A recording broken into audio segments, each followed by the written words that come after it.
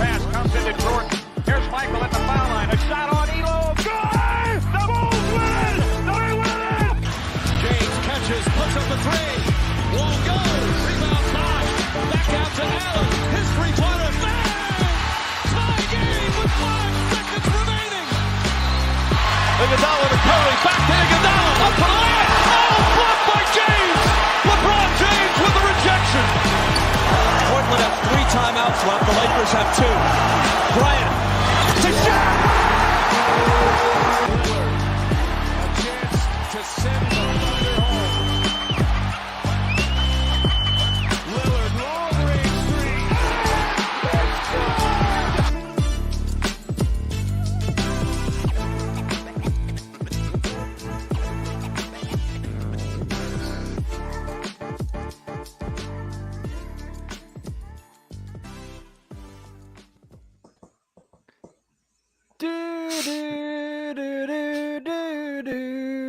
Happy 2023, everybody, and welcome to this week's edition of the 48 Minutes Basketball Network. On New Year's Day, went a day early this week because the Who Days play on Monday Night Football tomorrow. Even though Josh, as a Steelers fan, was nice enough to record tonight during Sunday Night Football when the Steelers are playing and trying to help the Bengals win the division. We appreciate it. I am Tim Daniel. Excited to be here. We are without Ben Brown tonight. But I am here as always with Sean Mackey and Josh Hayes. What's up, guys? How we doing? How was NYE? Did you guys do something like me, or I did nothing and sat on the couch and watched movies all night?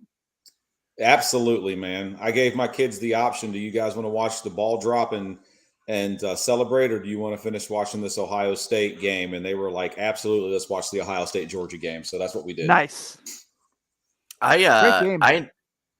What time did that one end? Like 12:02. Ooh, that's too late for me, man. We didn't quite make it to the ball drop. I watched a little bit of the New Year's Eve festivities on TV, and every year I always like to check it just to see like what's going on, because it's either like a collection of oldies acts or people I don't know because I'm not in the know, or Right. someone who's completely irrelevant. So, but I turned it on and like Duran was on there, and I was like, all right, but. Oh, this is who we're bringing on tonight, guys. Like, this is like the big act we got. We got Duran tonight. Cool. All right. So I went to bed. I watched the Bulls Cavs game, which will be a topic of discussion. Heartbreaker. Yeah. And especially when you read the L2M report. This has got to be a podcast segment one of these days. We just break into it. It does nothing but infuriate fans when it's like, well, this ref missed his call. So, absolutely. Just get rid of it. There was a couple of those last night in the Bulls games that were just very, very, very irritating. But that's a time for another place. It's New Year's Day. We're going to have some fun on the show. And we're going to start this with Luka Doncic. And oh my God, the run he is on right now is insane. I texted you guys at like midnight on Wednesday night after his, was it 61 point triple-double? It was 51, 20, and 10 or something. Whatever it was unbelievable. He followed it up last night with another 48-point performance. I know the Mavs lost last night. But, I think coming into this year, the 2 previous seasons when we did our award show at the end of the year, who's going to win MVP, who's going to do this, who's going to do this, I said Luka both times. And I was wrong, obviously. This year, I picked Embiid. And I'm probably going to be wrong again because Luka has to be in the driver's seat at this point in the year. The Mavs, without him, probably are in the Wembanyama sweepstakes, if they even have those picks. I'm not 100% certain, to be honest with you. I think they do. But what he's doing is unbelievable. We haven't seen this ever. This isn't like a sense LeBron. This is like a sense ever thing. Like Wilt Chamberlain didn't do this stuff. And that's what's really fascinating. But looking at what Luka's brought to the table so far, what have you guys kind of been – your guys' thoughts on it, or like how blown away you have to be as blown away from this as I am, obviously. My first thought is this guy's 23. Yeah. Isn't that crazy? I mean, he is 23 years old right now. I mean, he put up, was it the very first 60, 21, 10 game against the Knicks the other day? Like it was the first time that's ever happened. He is doing things, and I hate to make any sort of comparison, but he is a one-man show that is dragging his team uphill right now. Like you said, Tim, this team is absolutely nothing without him. Absolutely nothing. This is, and I don't really, and I've talked about my disdain about how this team has been assembled. However, I feel like they've been putting it together. Christian Wood's been really, really good lately. So I look at a guy named Luka, and it does really remind me of what MJ did back in the 80s with Chicago. He was really dragging him up a hill. It reminds you a little bit about, LeBron James in his first couple of years as well, dragging a team up a hill. So, but what he's doing right now at 23, I mean, we're talking about a guy who's on a streak. I mean, last night he had, was it 51, 6 and 9 and 4 steals and a block. He was 18 for 29 in 37 minutes. That's absurd. It's just absolutely absurd. And then the 2 nights before puts up 35, 12 and 13. I mean, this guy can do everything. And the hype behind him is real. It is. And we not only that, we've been talking the last couple of years about how I think the last 2 years he was an MVP favorite. And this year I think he's actually going to do it, because when you look at the MVP award, it's the guy that meant the most to the team, that made the biggest impact. And right now, if you look at the way that squad is assembled and everything, it's only because of him that they are where they are right now. And not only that, like, what team wants to play him and them in the playoffs right now? I wouldn't want to run into the Dallas Mavericks in the playoffs with him. So the last 5 games, Luka's averaging a 45-point triple-double. That's insane. It is insane. For the season, if we just round, because it's really high up, he's basically averaging 34, 9, and 9. This is season numbers. The crazy part is that in the years past, one of the knocks on Luka was that he obviously had to shoot a lot. But this year, his efficiency is up. He's shooting 51% from the field, and he's actually shooting a career high, almost 37% from 3-point range. That's not the Luka that we've known in the past. He's low field goal percentage, low 3-point percentage. He's still struggling from the free throw line. And his turnovers are also down this year. So he's just all around just a more efficient player on the floor. And I don't know if he finally took basketball serious and was like, man, I need to get myself in better shape. Because he doesn't look as big as he normally does sometimes. He looks like he's slimmed down a little bit. This is also going to sound funny. He's crying, but I don't feel like he's crying as much as he normally does. It just seems like he's just got this look on his face where he's just like, you know what? By any means necessary, I'm going to win basketball games. And that's what he's doing right now. His role players have been playing well too. I mean, Hardaway Jr. has been playing well. Dinwiddie's been playing well. He's been getting, you said Christian Wood's been playing well. They've been playing well as a team. But he's on a level right now that I don't know if we've seen in a while. I mean, you could take James Harden back when he was putting up all his stats. You could take Russell Westbrook when he was throwing up all those triple doubles, but I don't think we've seen it at this volume, what he's doing at the moment. Yeah, man, it's just unbelievable. It's really cool. I think you mentioned, it's kind of like the enjoyable version of watching what James Harden used to do in Houston. He's not jumping into people's arms to get fouls. He's drawing fouls. He's getting to the line, but it's not going way out of his way to back into somebody. Obviously the rules have changed from that as well, but it's a blast. And what he's doing, like Sean said, it does have a lot of those 80s Michael Jordan, pre-Scottie Pippen, pre-Phil Jackson tendencies, like those Doug Collins teams, where it's everything's up to me and I got to figure this out. And we're still playing this game with these guys that I feel like Steph Curry is the only person that we've been so far that's seen this generational player that put a team around him and it worked. It wasn't we're just drawing guys out of the barrel like Joe Smith and Ben Wallace to try to take their guy to the top. I shouldn't say that. Joe Smith. Yeah. that was good. I shouldn't say just him, because Kevin Durant had a really good team in Oklahoma City. It just didn't work out. Mm-hmm. But yeah, this is awesome. I I am curious because I think this is a team that has to buy. They have Agreed. to get more guys on this team because yes, Luka has shown what he's capable of. I mean, he took this team to the Western Conference Finals last year. Obviously, they did have Jalen Brunson, so that's different. But they're going to need. I feel like they need more wings. They need more scorers. Christian Wood's been terrific, like you said. Tim Hardaway Jr. DFS has always been like a really fun, consistent, good player. But it's kind of now at the point where, they've got to figure out how to get more guys to help him out and make this happen for him. And, we'll talk about some teams later that we think are really strong, possible blow it up teams. Dallas could be a team that could buy a lot of those guys. Sean mentioned a few weeks ago, he thought DeMar DeRozan would be an awesome fit in Dallas. So I'm really excited about what Luke is doing. I think it's a little funny too, Tim, that when you go back, this last game that he had where they played the Spurs and he, what was it? They won by 1 point, if I'm not mistaken, 126, Correct. 125. And, they had to have a big fourth quarter. You can say it was a joke, but was it really a joke? I'm not sure. You know how Pop is sometimes. He was like, hey, the goal is, we're going to hold Luka under 50. So Luka goes and gets 51, right?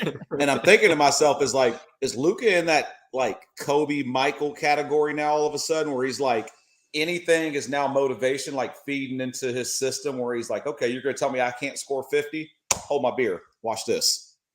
And goes out and scores 50 just because. And I know that I don't want to start doing comparisons. And I've always said this because the ages line up a little bit. Like what we're seeing right now, Luka's dominating the league the way LeBron was dominating the league. Yeah. But their skill set is different, right? So like LeBron, big, strong, fast, powerful.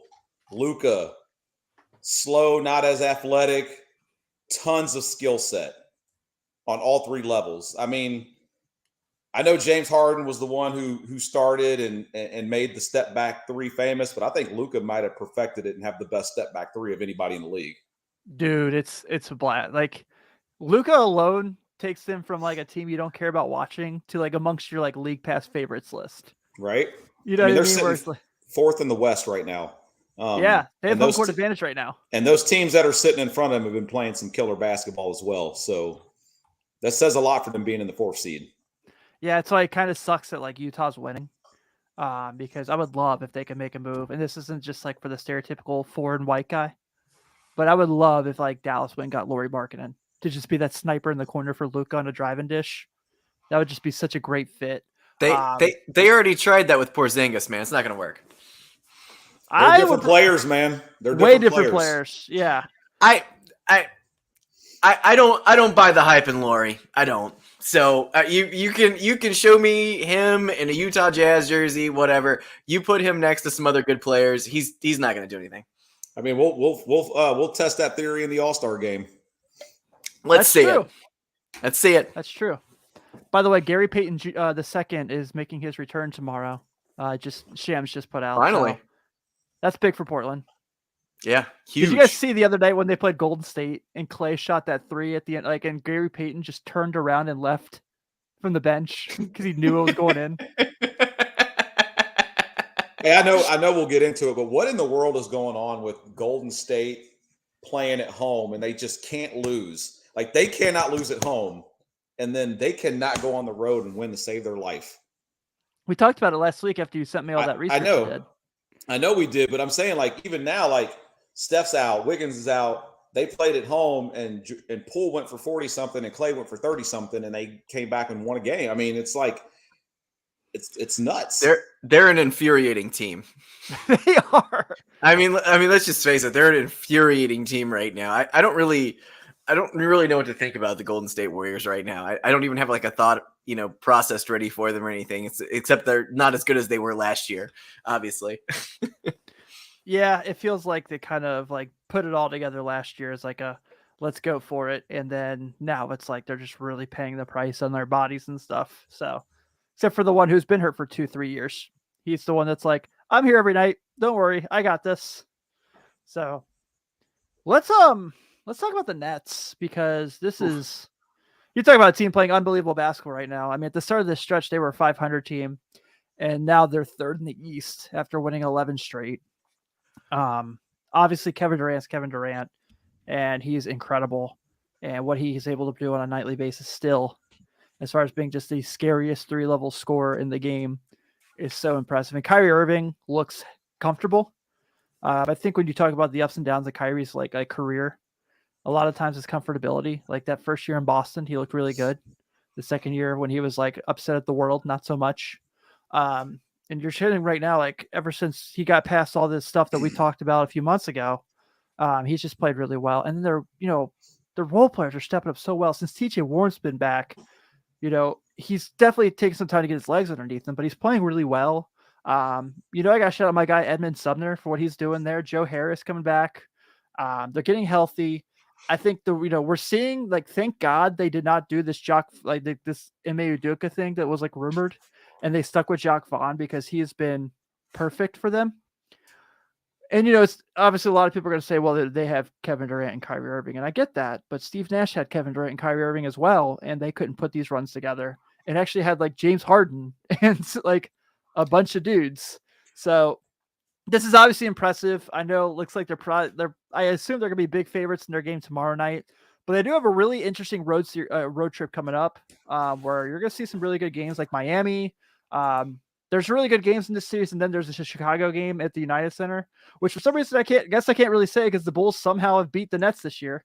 The Bulls against teams better than them are really good, and then the Bulls against teams worse than them, they're terrible. So this is really good team. I think all year we talked about the East being a 2-man race, and I think they're kind of saying, "Hell, actually, you hold my beer now." Like Friday night on ESPN.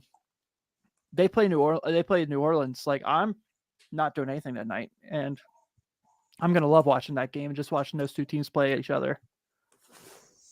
Props to Jacques Vaughn, man. I mean, he got. Really I feel like he has been passed up for so many coaching opportunities over the last couple of years. He's always one of those names that, he got interviewed for this job, but he's just not. He wasn't a sexy name like Steve Nash was, who had never coached before. And I love Steve Nash. I'm never gonna disparage that, but he knows what he's doing there.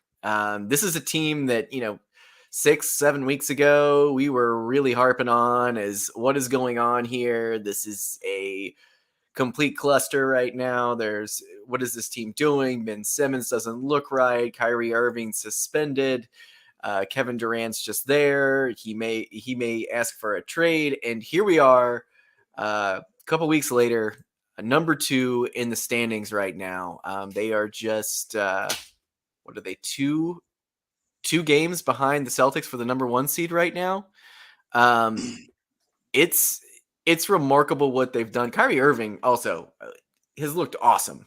Just looked awesome lately. He's been really, really good. Let's not throw him down, and say that he hasn't been doing his job either. And even Ben Simmons has had some games where he's starting to look a little bit more like Ben Simmons was. So this is a team to look out for. I am praying that we get a Milwaukee Bucks, Brooklyn Nets rematch that we didn't get last year.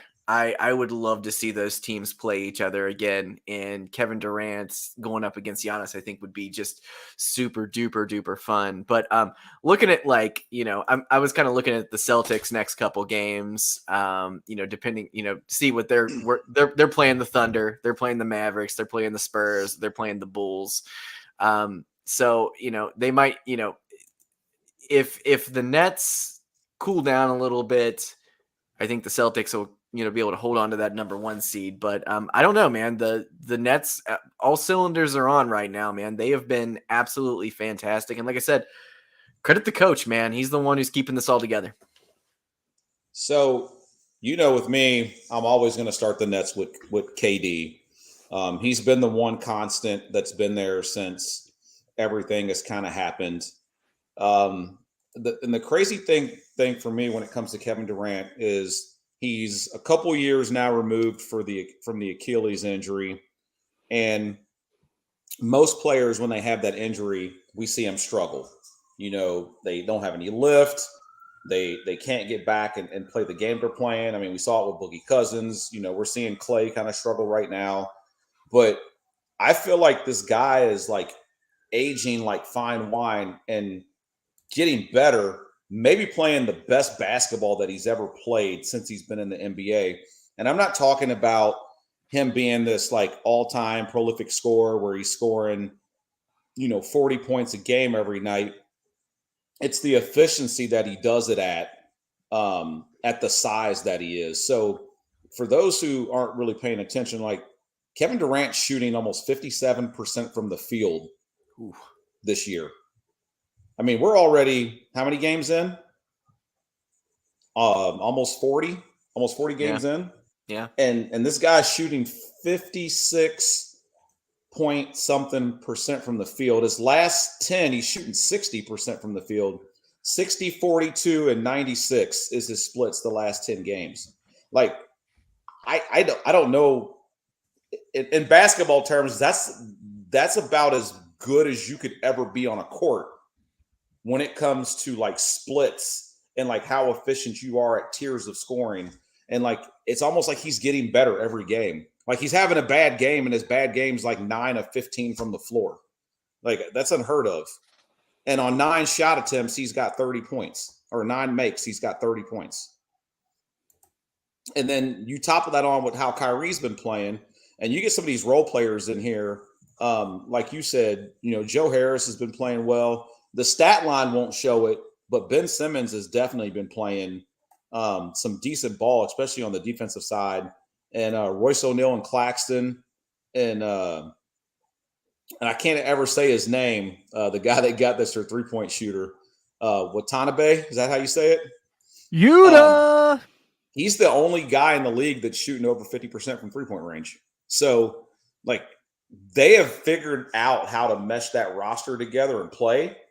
I always thought they had enough talent just with KD and Kyrie alone to say, you put some guys around us, like, we'll be fine. But I think they finally found the pieces of the guys that are like, hey, we just want to do what we do, and you guys go do what you do, and I think we'll be fine. And I think we're finally starting to see that with them. This is my Jay Crowder team. They're really good right now. Obviously, they're top 10 in the league in defense. They are number 5 in offense. But, I still think they need a couple more dudes. So, like, if they play Milwaukee in that series, they're going to need a couple more physical people. Let's be real. Like you said, Ben Simmons is playing much better, but he is not a physical player. He should be, but he's not. So I played around with the numbers, as one does. And according to the salary cap options they have, they could get Jay Crowder in a deal for Kessler Edwards and Patty Mills. And I would do that in a heartbeat if I were the Nets. I think Jay Crowder would be awesome for them. I love me some Patty Mills, man. I did too.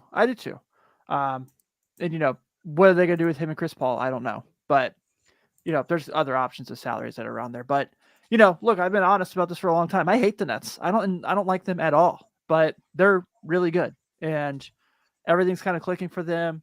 And Durant's just playing, always so special in the things he can do on a nightly basis. I did get a laugh at that thing that was going around where he saw the kid had the sorry, MJKD is my GOAT sign, and he was like laughing at that. I thought that was pretty funny. But yeah, they're dangerous. I think we all know that. That New Orleans game's gonna be fun. They play at Miami in this road trip, and they play the Bulls. So, Yeah, the one game I do want to see is they've beaten everybody in the standings. That I can think like recent, except for the Sixers. So they play the Sixers towards the end of the month. I want to watch that game and kind of see how they do with big bodies out there. That's an ESPNer. But they've beat the Celtics, they beat the Cavs, and they've beat Milwaukee. So the Sixers are next in line, and I'm like, hey, if you can do that, so that tells me that, hey, you can compete with the East, and maybe even though you guys aren't sitting in first place, like you may be the top dog at this point. Yeah. If you're Kyrie Irving, all this talk about these two wanting to break up and move on and go different places, I think you're probably looking to sign him back there next year. What does this say about Steve Nash, though? And I know there was a lot of turmoil that goes on, but like, look, how these players are reacting to Jacques Vaughn versus how they reacted to Steve Nash. Or Or are they just going out and playing ball, and Jacques Vaughn's just there calling timeouts when he feels like he needs to call a timeout? Let's go ahead and first make sure we make point that Kevin Durant asked for Steve Nash and then asked for him to get fired. So that did happen. That did happen. You're right. Yeah. You're right. So let's not forget. Yeah. Everyone wants to like blame this Lakers Westbrook thing strictly on LeBron. And yes, he did ask for him. That did happen. So we got to make sure we're even in all of this. But I think it says that maybe he just wasn't ready for a head coaching job in the NBA. You know, that's possible. I think a lot of times, like, everyone expects these legendary players to just be able to coach. And we go through this in college basketball all the time. Like Memphis and Georgetown are so bad consistently when they should be able to get really good players because of who their coaches are. Memphis had a really good team last year, actually. They didn't make the play. They didn't make the tournament, and Georgetown had that one crazy run where they were last in the Big East in the regular season and won the conference tournament. But Patrick Ewing and Penny Hardaway, like Steve Nash, his first sample is on point with what those two have not been able to do. So it's hard. Coaching is really hard. So I think Steve Nash is going to get another chance. I think someone's going to, but like, I would love to see him go to like a Pac-12 school, like, you know, go to Oregon State when they need a coach, go to something like that and like learn there and then see what you can do.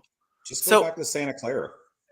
Yeah, he could go back there. But here's the thing, like, I didn't hear, I mean, Steve Nash was so out of left field when they announced that he was going to be a coach. Like, was he just sitting at home and someone came to him and said, do you want to be a coach?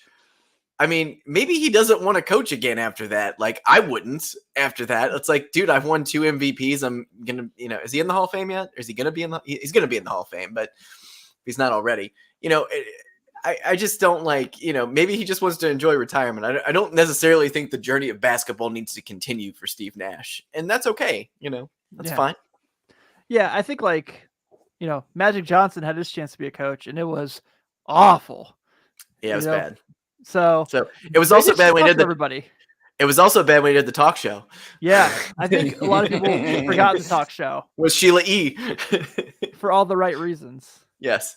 Or would he just quit on the Lakers, you know, like just quit being their executive? Just like, during a press conference and caught everybody off guard, including the owner. Because he wanted to be able to congratulate Russell Westbrook on a tweet. Oh, that's so funny. I don't know if, I think, like, I just think Steve Nash wasn't ready to coach. And look, when he was hired, Sean and I did a pod right after. It's in the archives where we were like, this is great. This is going to be really good for them. It was not. It happens. Yeah. Actually, I forgot to put this in the conversation for the feed today, but talking about teams that we thought were going to be great and have not, let's talk about the Atlanta Hawks, because holy mother of God, what a mess is going on there. This is a lot of reports. So I will say this. Shams had this report on Friday about Nate McMillan, said he was considering re-signing from the Hawks, and he came out and denied it. If Shams or Woj have their hands on a report, there is smoke there. These aren't guys that just make shit up to get clicks. Like, I'm sure there's probably some fable to it, but like, if they didn't believe this to be true, they wouldn't post it. Like, they know, like, where their stance is in the NBA and as far as, like, in the locker rooms. But, you know, this Trae Young, DeJounte Murray thing, remember in the preseason, we were like, they're going to be scary. This is going to work. This is going to be awesome. Yeah, because it looked great. Yeah. And it is not.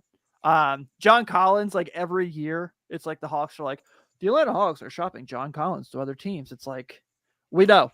We've heard this story a lot. For years. Literally, I think like 1 year of his career, the year he was suspended, is the only year they weren't shopping him. Or was he injured? Regardless. But, you know, this is a team right now that is 17-19. They do have the 9 spots. They are in the play-in. They'd be playing the Bulls in the first game.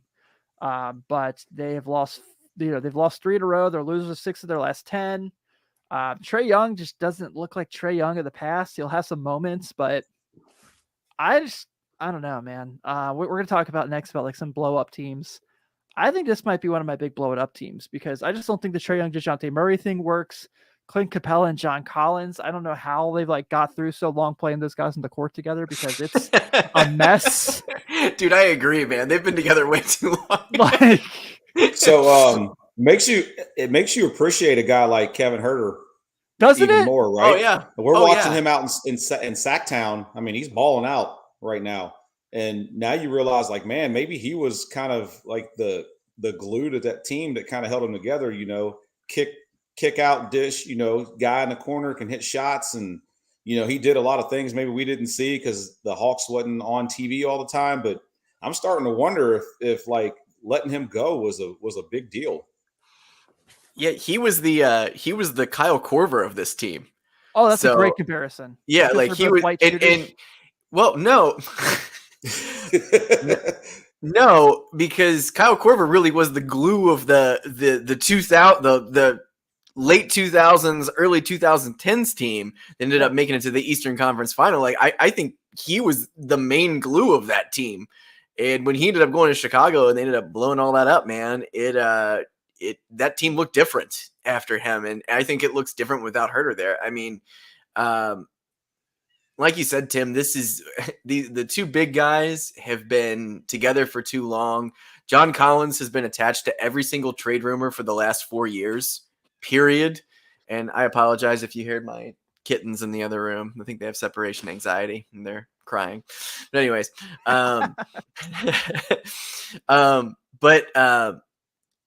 like at this point, John Collins' long-term future is no longer in Atlanta. Okay. It's no longer in Atlanta. This is a team that is just bound in mediocrity right now. And we'll talk about more teams like that later. But, there was rumors a couple days back, or maybe it was a week ago, that, Trae Young could be the person who's on the move and everything. And I don't see management unless Trae Young specifically asked to be traded. I just don't see them moving on from him right now. I'd see them moving literally anything else but him at the time period, including Nate McMillan. And like you said, Tim, when there's smoke, there's fire with those guys. And if Shams or Woj is coming out and they're saying, anytime you hear a report that says a guy's going to resign, he ends up resigning. It's either he's going to get resigned or he's going to resign or he's going to get fired. One of the two. It's not working there. The relationship's not there. The Hawks have lost some bad games. They lost to the Lakers the other night. And that's really saying something right now.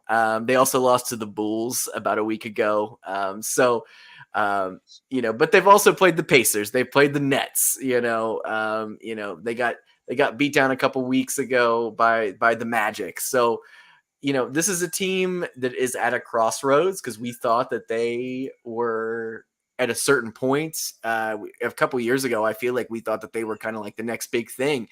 And you add a player like Murray, an actual point guard who can set up Trae Young, to be, a shooter. And it's not working out. And I don't know if that's because that's not what Trae Young wants to do. Maybe he just wants to run the whole show. I don't know, but it's not working right now. And it's things are going to happen very soon with the Atlanta Hawks. You got to know your skill set on a team. I mean, we knew Trae Young coming out of college. I mean, the guy averaged like 8 assists in college, which is like an astronomical number in college. And he was the leading scorer in the nation on top of averaging 8 assists a game. So when you have the guy who's consistently has the ball in his hands, that's not going to change when you take him to the next level. So you can't bring another guy that's a point guard to a team that's basically got a point guard and say, hey, we're going to run with 2 point guards. Both of you guys need the ball in your hand all the time, and you think that that's going to work. So I think I was looking at it as the perspective was like Dejounte Murray can move over a little bit and play the 2, or maybe they're going to try to put Trae more at 2 where he could just score more and not have the ball as much. But it seems like maybe he can't do all those other things without having the ball in his hands, which is where the struggle's coming. Not that they're out on the court fighting each other, trying to get the ball from each other, but just having 2 ball dominant guys, which is the same thing that we had with the Lakers when they had to take Westbrook and move him to the bench. And you're not going to take Dejounte Murray or Trae Young and put one of them on the bench So maybe they either got to tell one of them to say, hey, I need you to be off ball more and we have to figure this out, or say, hey, this isn't going to work this year. We thought it would. We're going to have to trade one of you guys and blow it up. Well, that's the thing is when you talked about Oklahoma when he was there his year in college, that team sucked. That team absolutely sucked. That was the only chance they had to win was Trae Young had to do it all. And they almost won their one tournament game before they got eliminated. But yeah, it's like, this is another team too, where why they potentially could be a blown up candidate is all these picks that they owe San Antonio for getting DeJounte Murray. None of them this year. They still have their first round pick for this season, and they have a couple second rounders this year.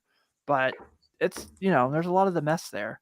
I don't know if they're still paying Clint Capella trade picks or not. I don't think they are, to be honest with you. But Clint Capella got a lot of money from them. Yowzas. Tons. This is tons of money. Look, if this is what I'm learning right now in the league.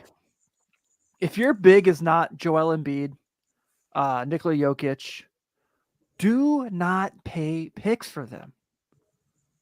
It's just not working. It's like, look at the trend right now of like the last 4 years and look at every trade for a center. It's a terrible idea. It's a terrible idea. I mean, like, it's just the Vucevic trade. So just draft them and keep them forever. They don't need to be involved in any trades. Yes. If they don't want to sign back with you, that's fine. Live with it.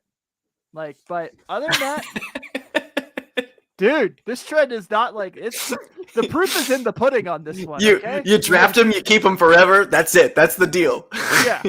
Yeah. Golden State might trade James Wiseman. He might go be like really good somewhere, and this could be like, we got picks for him though. I don't know about this. So Stop it, everybody. Yeah. Like this Miles Turner, this negotiation thing that's been going on about like him leaving Indiana. You want to pay picks for that guy? I don't know. He's really good, but is it going to be good for your team? Big guys there's always a question mark if they're going to fit in anywhere. I feel like their position is, I feel like the league has so many shooters now and everything. Big men are just kind of like, they've come at the wayside and they're just not. Rudy Gobert. Yeah. Perfect example. And we thought he was going to help. And boy, didn't. Yeah, boy, did he not. He's helped clogging up the lane. That's what he's doing. I will say, there is probably one exception in the recent history to the rule. It's probably Jared Allen. I think he's been really good for Cleveland. Yeah. But other than him, he's an adaptable, put on a hard hat, and I'll do whatever you need me to do kind of guy, though. Durant and Irving were like, get rid of him. We want DeAndre Jordan. I mean, and he was an all-star last year. I mean, he was so good. Like, and he's good. As we all were like, what? Yeah. We're like, Sean and I a couple years ago did a 2012 like a redraft of his draft class. So that's like the Lonzo Ball, Markelle Fultz, Jason Tatum, and we took him in like the top 5. Yeah. We were like, absolutely. I mean, he's a walking double-double, but not just a double-double, but like a meaningful one. Like, and he actually plays defense and actually does what's best for your team. Whereas, like, what were they thinking when they were gonna get DeAndre Jordan back? Do you think they were like, it's Lob City, baby? Like, DeAndre Jordan is like a human cat. Like, he literally has 9 lives. Like, every team that has like veterans is like, we'll give him a shot. Like, the Lakers got rid of him in the middle of the year, and Philly was like, we need someone to back up Embiid. Well, yeah. DeAndre Jordan was one of those guys, though, that like I think he was a 2nd round draft pick. He outplayed his draft spot. He was a hard hat guy for a little while too. So like, but when you're washed, it's over. Especially if you're a big guy. Talking to you, Blake Griffin. Whoo, boy, Blake Griffin. That's a name. I know. Hold on just a second. My Apple Music just randomly came up on my computer. I don't even use it. So that was random. All right. That was a fun conversation about the bigs, actually. The Wendell Carter one just hurts because it was the right move at the time, and it just has not worked out. I always want to throw in JaVale McGee because I never quite understand like what I don't see as a GM or a coach. And you look at that guy's numbers like per 36, and he's averaging like 17 and 12. and you're like, I don't understand why he doesn't get on the court more. Yeah, he doesn't play much at all for Dallas, if at all, if any. But when you look at the numbers, like I said, while he's in the game, like he gives you meaningful stats, and then like you take him out. So I've never understood that one. Yeah, he was huge for the bubble Lakers. Like he was ginormous for them. Yeah, it was fun. So actually real quick, so Josh, we talked last week, we got to do we had our G League coverage last week, and you got to kind of get firsthand experience at one of those games, the Fort Wayne Mad Ants hosting the Windy City Bulls. Not only was it just like one of our first times doing this, you actually got to have your first coverage game, which was pretty cool. What did you kind of take away from your experience there as far as like seeing the talent level and how things go? Like, how did you like what you saw there? Well, first of all, shout out to the Mad Ants organization just for allowing us to come up and hang out with them and spend some time there. I tell you what, man, I know Ben got to go up before I did. He got to kind of hang out with them on Tuesday. I went up on Thursday and watched them play the Windy City Bulls. Now, for me all of us trying to grasp the G League, they just had a showcase tournament over the wintertime, and they just reset and their season reset. So they were the Windy City was playing their first game, and the Mad Ants were playing their second game. Windy City came out of the tournament as the runner-up, so pretty good basketball team. But what I noticed and what I saw at my time there on the court was that there is not much of a difference in drop-off of talent from the G League to the NBA. There are definitely some guys on those G League rosters that can play some ball. They can shoot the lights out the gym. Super athletic. The game is fast. For the game I went to, the Mad Ants put up 131 points. Windy City put up 121, and it was back and forth. It was fast paced, and I was thoroughly impressed with just how smooth and efficient the game was. I thought it was going to be a little more chaotic because it was a step down, maybe not as clean, but it was everything that I could have dreamt of to go to a G League game. I mean, there were parts of the game that I thought may have been even a little bit more fun than the actual NBA games, because these guys are really trying to fight for roster spots, and they're out there giving it 110% every single play. And it was just a lot of fun, man. And the last thing that I noticed was I got to interview a couple of the players afterwards and just kind of talk to them about their time in the G League and what it means. And super down to earth, humble guys, man. Really, really, really just to have their head down working, trying to make it up to that next level is what that's what I got out of it. I was muted. I apologize. All right. Yeah, I thought your coverage was great. I thought all three of you, between you, Ben, and Neil Meyer, who's been helping us out from Front Office News, going up to Cleveland. By the way, the Charge did the Space Jam night. Those Toon Squad jerseys they were cool as hell. Yeah, they were. They were neat. So I don't know if anyone remembers like the Michael Jordan figures that Hasbro made from the Space Jam set. They wore the blue Toon Squad jerseys and this figures. So that's what they wore in the game. And they actually gave out a Toon Squad jersey to the first 1,000 fans at the game. So I was like, they're getting all in. And I went on eBay to see if I could find one of those Toon Squad jerseys. Haven't had any luck yet, but it's in my save searches. Yeah, I think the relationship we're building with the G League has been really cool. I think the Mad Ants and the Charge were both really, really appreciative of what we did. Obviously have talked to us about maybe next steps as far as being there a little more and stuff like that. So that's really awesome. I thank you so much for doing that, dude. We got like a lot of opportunities. We're going to get up there, and we're going to try to do a little bit more to keep people in the loop of what's going on at the G League level, just so we people understand like some of these guys are pretty close to being NBA players, like you said. So it'll be a lot of fun. Well, and to piggyback on that just real quick, if whoever's listening or watching, if you get a chance to go to a G League game, like don't take it as you're going to watch the Harlem Globetrotters play the Washington Generals, or you're going to watch like some like semi-professional league basketball game. Like these guys are the real deal. there are a couple guys on the floor that were a little bit better than others, and you could kind of tell, like, man, this guy should be playing in the NBA right now. Traveling Queen. Yeah, definitely. So good. Definitely. But the other, you know what? You were talking about the last 2 minute report. I will tell you, I sat front row courtside, at half court just to kind of. I wanted to see the speed of the game up close. I wanted to kind of feel what was going on, and Did you I'll break tell your you neck? what. After watching that, man, I don't know if I know what's a foul and what's not a foul anymore, because those guys were like crazy physical with each other, and the stuff that wasn't getting called, I was just like, wow. So it probably looks different on TV than what you see up close. I mean, they probably, in my opinion, could have called about 30 or 40 more fouls in that game, easy, that they did not.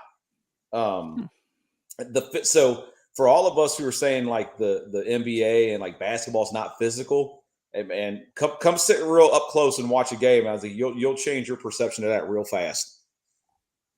Yeah, I got to make it up there. Hopefully, I can before the end of the season. Worst case, I'll do it next year. But all right, it's time for this week's Full Court Heave, where we have our big hot button topic discussion. To kind of get all you people riled up, obviously, is the goal here. Like our first one when all the Brooklyn Nets fans got really mad at us.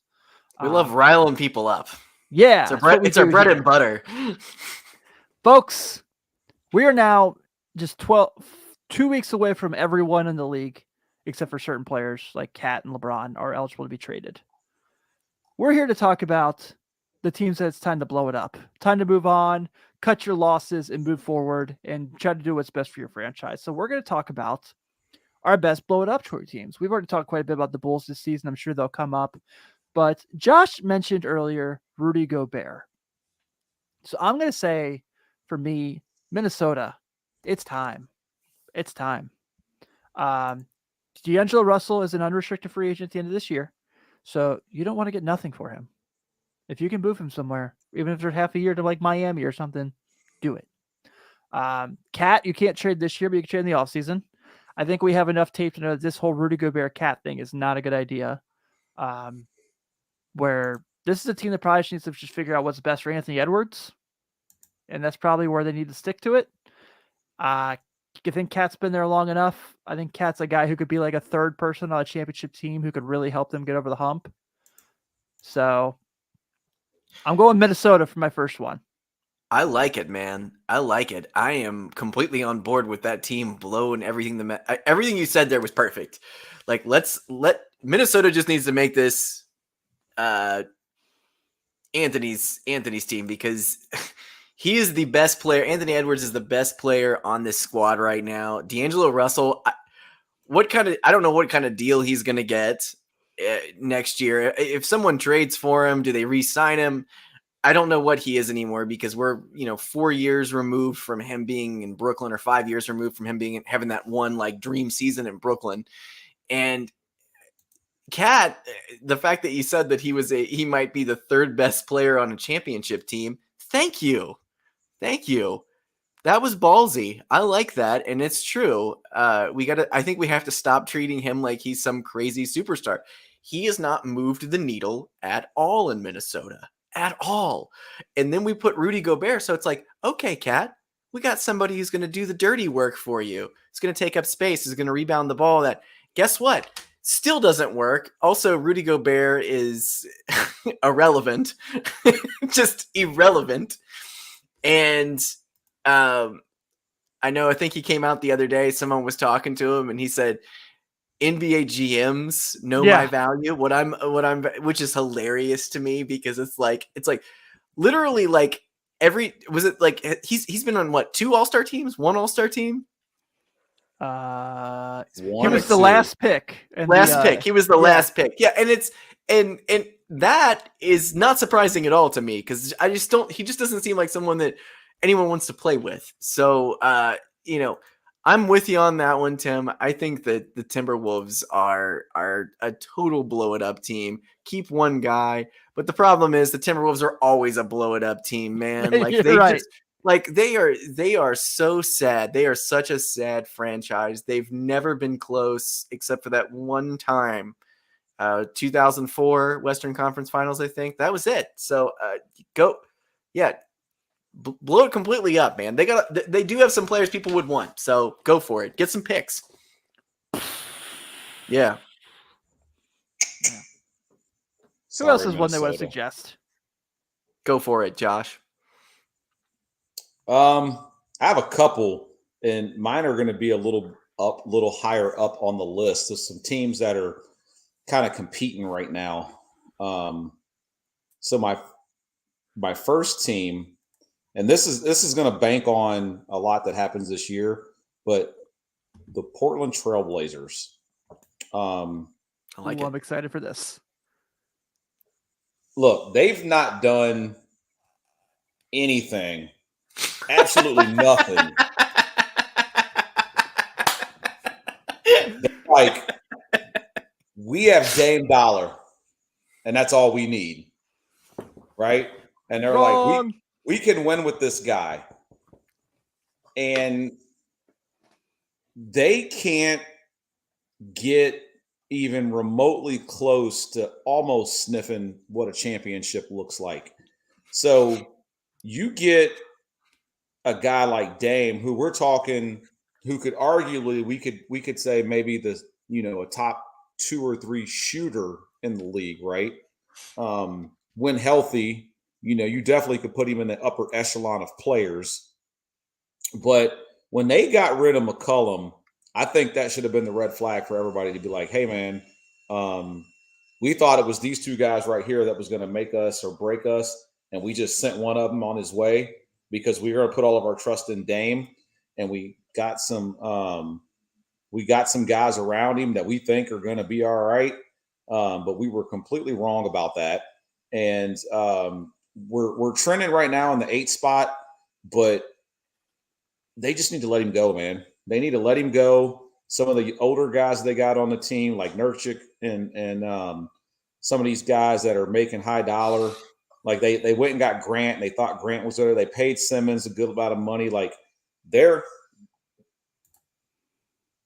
year they thought they were going to do something, I mean, they got to the Western Conference Finals and just got hammered. Yeah. I mean, they got swept, and it wasn't even a gentleman's sweep. They were just like, for love, we're out. Like, let's go to the finals. So yeah, that team's got to go, man. They need to get rid of Dame, and they need to see what they can get for him. I feel like getting rid of Dame alone is blowing the team up, and maybe keep everybody else. See what you can get for Dame. Send him somewhere where he has a chance to win. See what you get in return, and just start from scratch. I'm all for they keep Anthony Simons and Shaden Sharp, and just be like, you guys. Oh yeah, absolutely. You guys get the ball. You guys go do whatever you want. Like, have fun. That would be a lot of fun to watch. So their pick. This Simons year, is only 23. I mean, yeah. He's having his best year of his career for sure. I love Simons, although he was the most boring dunk contest winner since Fred Jones. But no lie. So their draft pick actually looks like it's top 14 protected, but it's supposed to go to Chicago this year. So they don't, I don't know if they're gonna drop out right now. It's time to go right now if they're gonna go for it, because they are right now, I think, in the 8th seed in the West. That's what I'm saying. Just chalk it up. Yeah. At least the Spurs did that. At least the Spurs were like, hey, man, we're done. We're out. Yeah.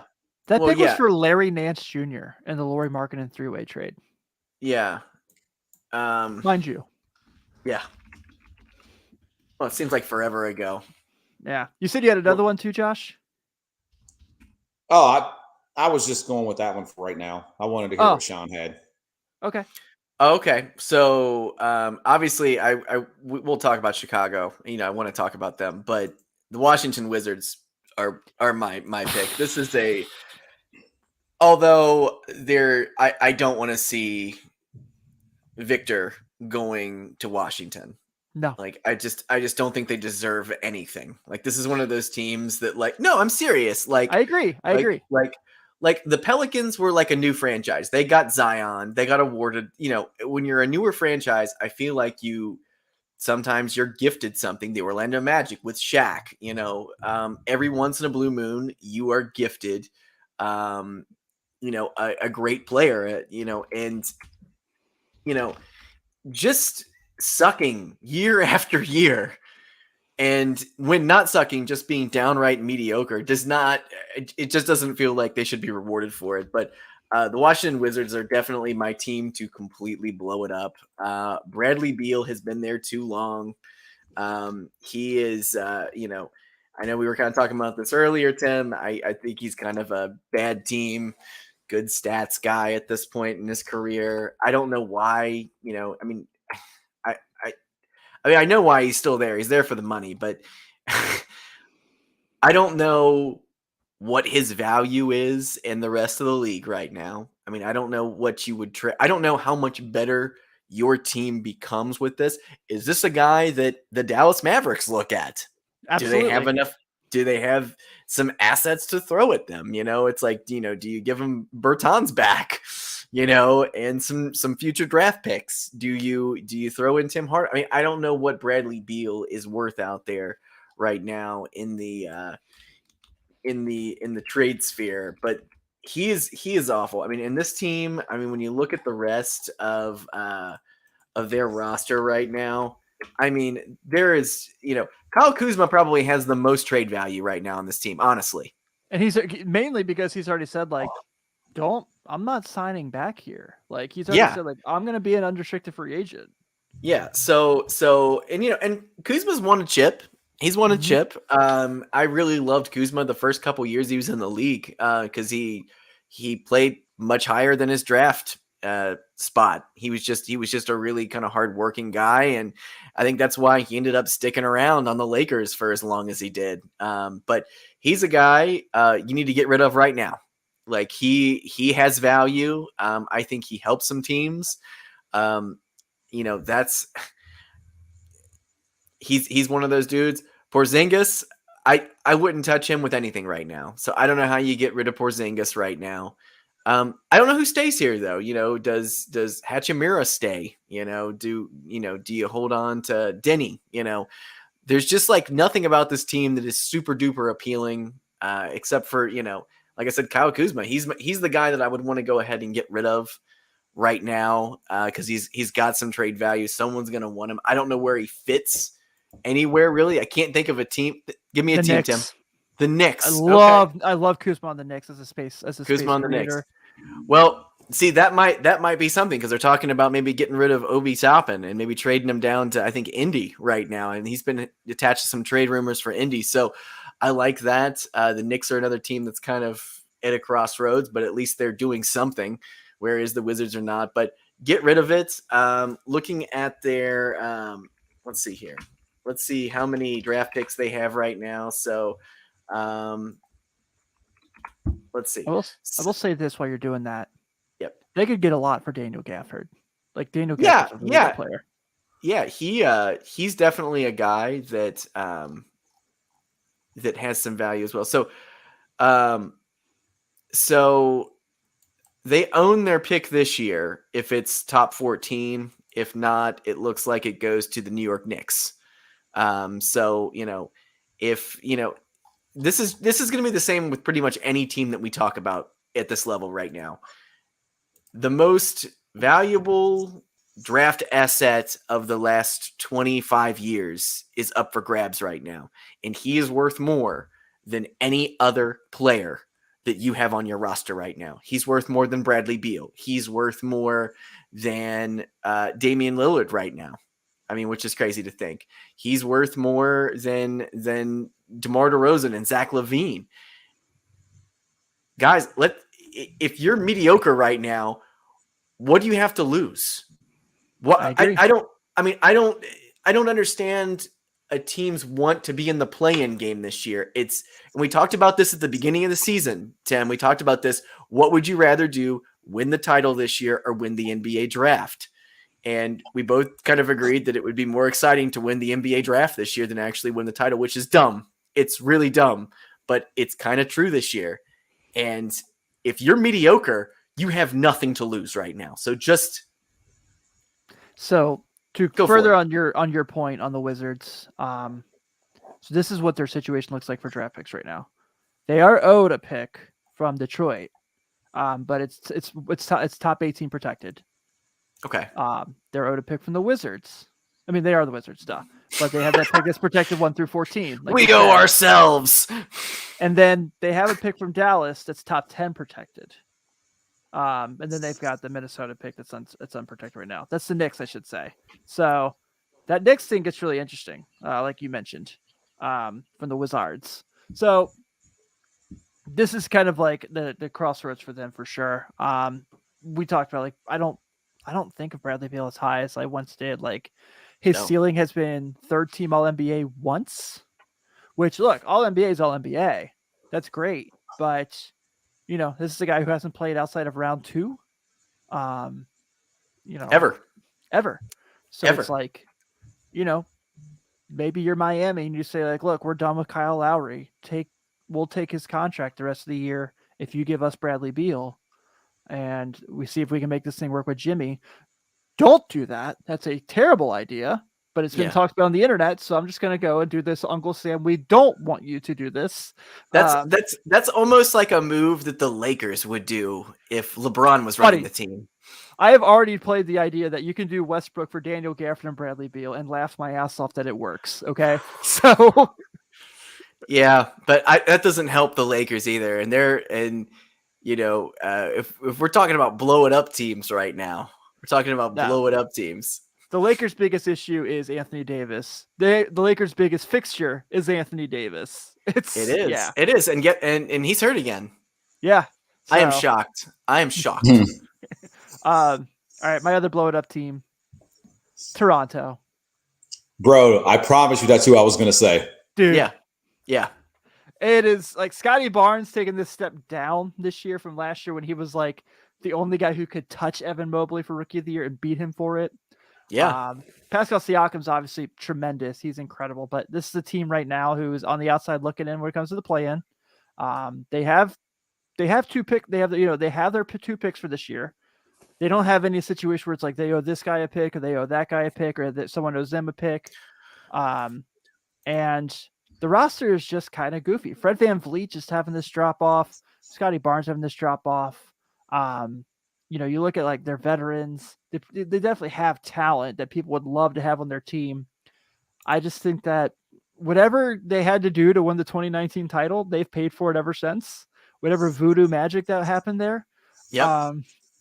And I think that's 1,000% worth it every time. But they're never gonna be a team that players are gonna be like, I want to go to Toronto and play. Yeah, so the one time they did was when they had Vince Carter and they traded Vince Carter. Yeah. And looking at Scotty Barnes, man. So you're saying blow it up in Toronto, which I totally understand. Are you saying get rid of Pascal Siakam? Or are you saying getting rid of Scotty Barnes in the way that like the Philadelphia 76ers were like, bye, Rue Holiday, like right after he wins Rookie of the Year? That is a good question. Let's see. So Precious Achua has been hurt all year. Obviously, that doesn't help them. OG is a guy I would 1,000% be shopping. I would just like. Oh, he's gone at the trade deadline. Yeah, like, I would tell everyone send me your best OG Anunoby offer. He is just like John Collins. Like he's John Collins of North. Like he's another one. He's attached to everything, but also I think there's a lot of smoke behind his name because everyone's like, oh, everybody wants him, and I'm like, I don't know. I mean, it sucks too, man. That 19.6 rebound guy, you know. That roster reads well. It does. I mean, you look at like the Otto Porters, the Thad Youngs, like they're really good veteran players to have on your team. But you know, Gary Trent, I would like open listen to things for him. Fred VanVleet, Pascal would be really, really interesting to see where he'd be traded to. Like, there's so many teams. Like, I think 29 teams could have a Pascal Siakam and be better. Depending on what they trade, obviously. But would you say that out of all of these teams that we've been talking about, he's the most valuable player on all of them? The teams we've talked about so far, yes. Okay. Easy. Okay.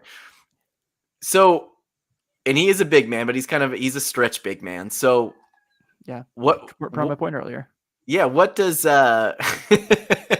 what does the team give up for Pascal Siakam? Obviously, you're including a draft pick for somebody like him. I'm gonna go a little right field here. Oh.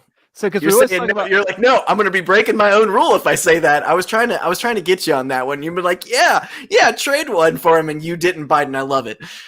so I'm always like for the trade the guys who should trade for teams that are gonna win right away. I'm kind of looking at the future, and I'm looking at if I'm the Orlando Magic, and I can get Pascal Siakam to put with Paolo, to put with all those young guards, and it was just like Terrence Ross is probably ready to move on. I'm sure that's probably a conversation you can have with him to say like, hey, like we have this opportunity. Pascal Siakam and Paolo can be your future 3 and 4. You have to have good 3s and 4s to win in the NBA now. You have to. Yeah. I don't know, man. I feel like I don't know. I don't know if it's going to be big enough for both of those guys. Those guys are both great. Like Paolo's already a really good NBA player. Like I love watching highlights of him. I think he's already one of my top 10 most fun players to watch. Yeah, he's great. So in a situation like that, you're saying we're probably getting rid of Franz Wagner. Yeah, for this. You probably so you got to are. get okay. That's a great prospect actually to get on worse. Toronto's side like that. Yeah, that is a great prospect for them to get. But I also think you might need to put in maybe Wendell Carter, which I think you do. I think you do, and then maybe like a second round. I think that's actually a really good package. I think you figured it out right there, Tim. That was perfect. That was a perfect one. I think at this point we know enough about Bol Bol, and you're obviously always going to be worried about foot problems. He could be a starting center. Bro, he is a point center, all right? All right. I know. I love your enthusiasm for Bol Bol right now. I love Bol Bol too, but like you're like, no, he's the best. So yeah, let's just get rid of Wendell. Let's throw it out. We got our point center now. Do you think the Celtics could make a move for Pascal Siakam? Like a Marcus Smart kind of thing, maybe? I would not touch anything right now in Boston, Tim. I mean, they got the number 1 record. I don't think you mess with that team right now. But what you think of like winning teams? Like what about? But Denver? What you can do is start this pod and end this pod with Pascal Siakam going to Dallas. Oh, that's a good one. Yeah, but well. I'm pretty sure that Dallas already tried to make a run at him last year. I think every team's made a run once at him. Yeah, I think he fits what they do. He does, absolutely. And he's perfect. What do you give up for him? Go for it, Tim. I love Dallas. I absolutely love Dallas. I think that's a really good fit. I just thought about the Pacers getting Pascal Siakam, and I love everything about it. I love that. They got the assets. The Pacers are rebuilding, though.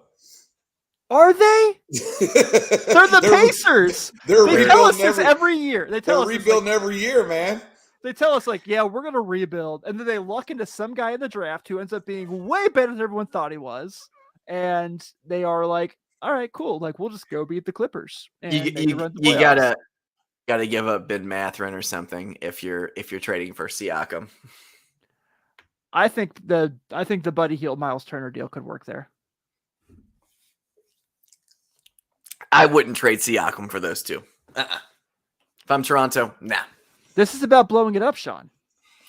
Okay, well, we can blow it up just to blow it up. I just don't see Toronto taking that deal. Like, Buddy, like, you're like, it's perfect. It's done. Financially, success. Okay, success. You've done it. Yeah. But they got a wannabe all-star in Halliburton. They're over there with wannabe all-star. Man, he rules. That bum hasn't won anything. Coming from Miami Red Hawk legend Wally Zerbiak. Yeah. I'm sure there's half the teams in the NBA would bite at the chops for Pascal Siakam, man. I mean, I agree. Yeah, absolutely. He's turned into quite the player. And for those of you who don't know, he is a what I would like to call a G League legend. Yes, he is. Was it the Raptors 905, right? Yeah, the alum. He's an alumni. They were like the best ever at like bringing up guys from their G League team that they could just plug in and be successful in the NBA. They were like the best at that forever. Do we want to get into the Bulls? Quickly. All right. So Bulls this one's need to blow it up. Yeah. Right. If you can get anything for Vooch at this point that's beneficial, anything at all, you do it. Just at like yeah, and you got to get rid of him this year. He's gone. He's gone. Has to.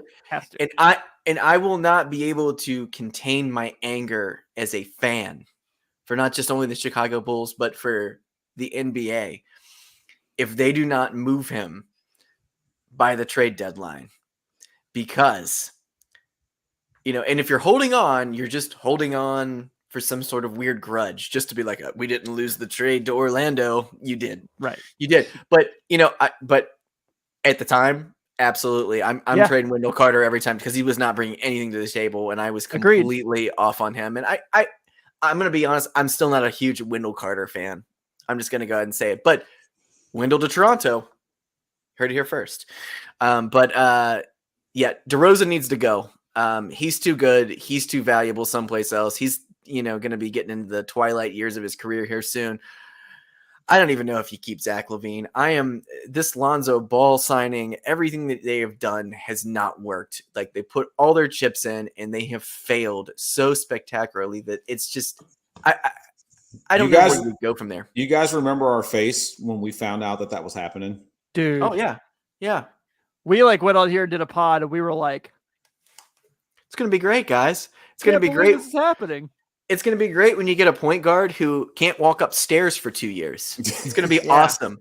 It's going to be really good when he can come there and his dad can be there and it'll just be great. And then for 2 weeks, maybe 3 weeks, you put him and Alex Caruso together and they look like possibly the greatest defensive backcourt ever. And you're like, oh my God, the things we're going to do, but they don't. Man, I remember the night they were playing and they got on the ground for that loose ball and he threw that bounce pass off the ground. And I was like, we're going to have Showtime in Chicago. This is fantastic. We were texting each other crying, this is finally happening. They put together a team that a lot of teams would like to have put together. And yeah, for sure. And it just hasn't worked out. So Vooch has got to go. By Vooch, I mean, he was getting absolutely cooked by the Houston Rockets center the other day. Just absolutely cooked. He was Şengün. He put up 27 points on him, and he was just running around him. They couldn't guard pick and roll or anything on him. I mean, he looked so bad in that Rockets game last week. So they're a team that is completely at the crossroads, and their most valuable asset is a pick that they will probably not be able to keep unless they get a little bit of luck. And you get a top 3 pick out of it. I mean, obviously you want the number 1, but even if you got a top 3, man, it would be worth it to get. It would be admitting defeat, which you can do, and moving on, which I cannot stand. I cannot stand just being middle of the pack, winning 4 games, losing 2 games, beating good teams, losing to bad teams over and over and over again. The cycle never ends, and I'm so sick of it. And I would rather be terrible than be mediocre at this point, because at least you get draft picks then. Yeah, you say getting a top 3 pick. If you get the 3rd pick, you get Amen Thompson from the Overtime Elite League. And I don't know if you guys have watched Amen Thompson play basketball, but if you go after this show, if you go on YouTube and watch Amen Thompson, you will be blown away by how good he is. So if the Bulls get Amen Thompson, I'm all in. You're all in. Obviously, he's not the grand prize, but he's not even the second grand prize. But he's not even the second. He is a great prize to get at 3. Well, I don't even know who he is yet, Tim, and I'm already more excited than I am about the future of this crappy. Also, Patrick Williams, get him out of here. I'm done. I am done. He's actually doing pretty well for a while. No. He's Tim. The way that they valued him when they brought him, they picked him so high. He's not done anything. Okay, Kobe White, another guy. Just get rid of everything. Just throw them all out. It's fine. Trade away. Get some draft picks. Totally bottom out. Build from the draft or something. Maybe keep LaVine to be that good stats, bad team guy. Maybe just keep him to do that.